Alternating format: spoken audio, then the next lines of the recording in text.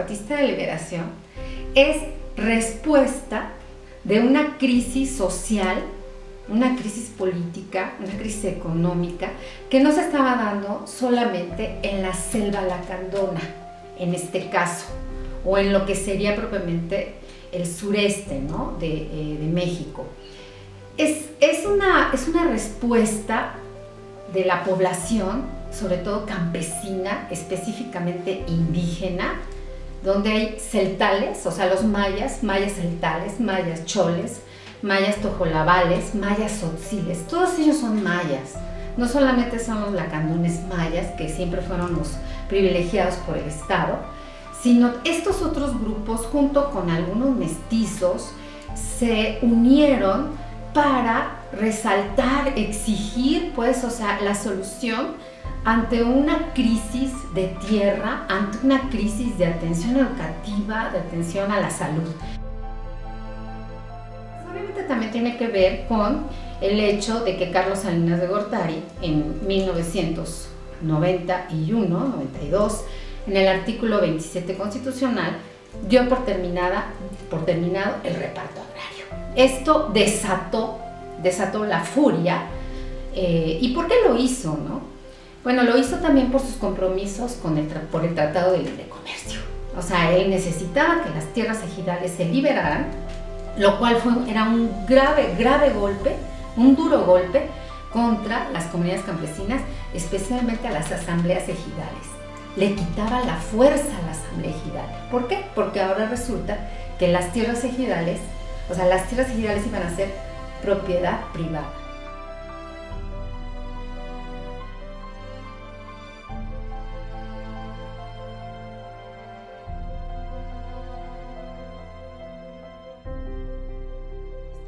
Pues mira, más que nada el respeto a la autonomía.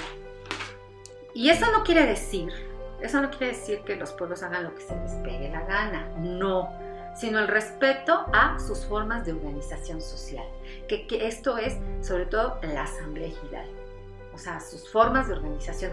Fíjate que antes de que se diera esta ley, ellos tenían una forma de hacer justicia que ni tú ni yo quizás podríamos entender.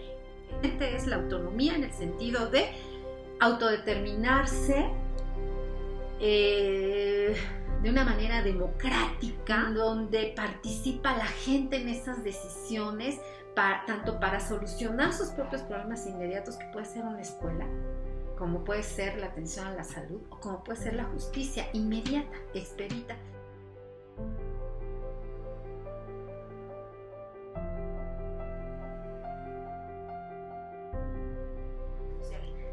Pues mira, yo creo que de una manera muy positiva, porque por primera vez los indígenas fueron visibles ante el mundo, su existencia. Los medios de comunicación, hasta la misma Televisa, la misma TV Azteca, mandaron periodistas a ver cómo estaba la situación y no podían evitar mostrar al mundo el grado de pobreza, el grado de marginación. Y por otro lado, cuando ellos entraron, mira, fueron 12 días de guerra. O sea, del 1 al 12 de enero del 94, hubo una persecución militar terrible, exhaustiva. Estás hablando quizás, ojo, muertos quizás unos 200, 300, ojo, pero entró el ejército a las montañas. El ejército hizo incursiones militares del 1 de enero al 12. ¿Y qué hicieron? Con sus avionetas masacraron.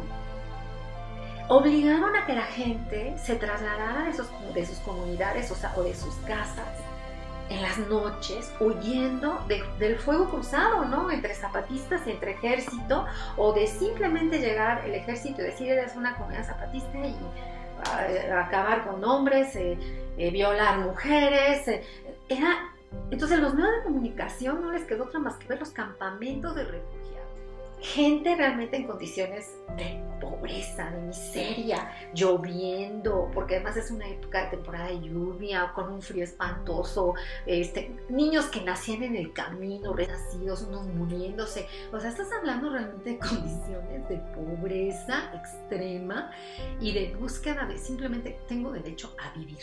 Entonces yo podría decirte que cómo repercutió, puso en la palestra, o sea, la gran explotación que nosotros, y digo nosotros, o sea, hemos ejercido hacia esta población, o sea, la población indígena jamás escuchada, jamás atendida, y por todos los medios buscando la integración.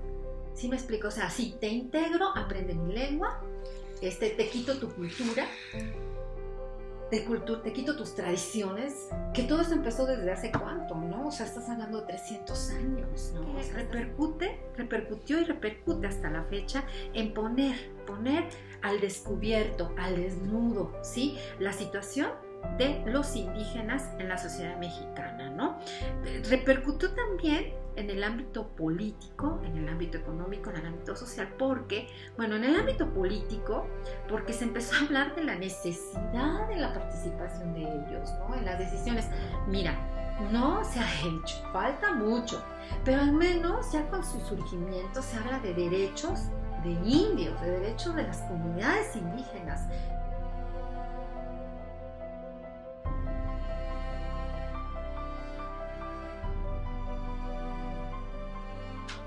Un dolor de cabeza que evidenció, ¿no? Nosotros, Salinas estaba presumiendo que éramos ya país de primer mundialista. Y, bueno, pues fue demostrarle a él que él ya lo sabía, pero también demostrarle al mundo que, pues, que creen que los indígenas existen. Pero no solamente existen en Chiapas, en Oaxaca, los indígenas de Veracruz, los indígenas en el Estado de México, que todo esto, todos ellos, a raíz del EZL, del levantamiento, se reunieron, líderes de diferentes estados de la República, se reunieron también para demostrarle al Estado que no solamente eran los indígenas de Chiapas los inconformes, sino que esta era una crisis nacional.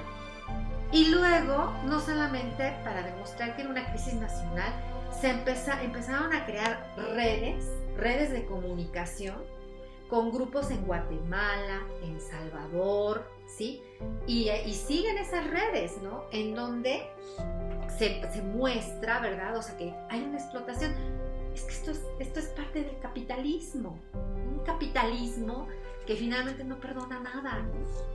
O sea, no perdona nada, no respeta nada y que todo está al servicio de quienes son dueños de los medios de producción. O sea, y no nos queda claro, ¿no?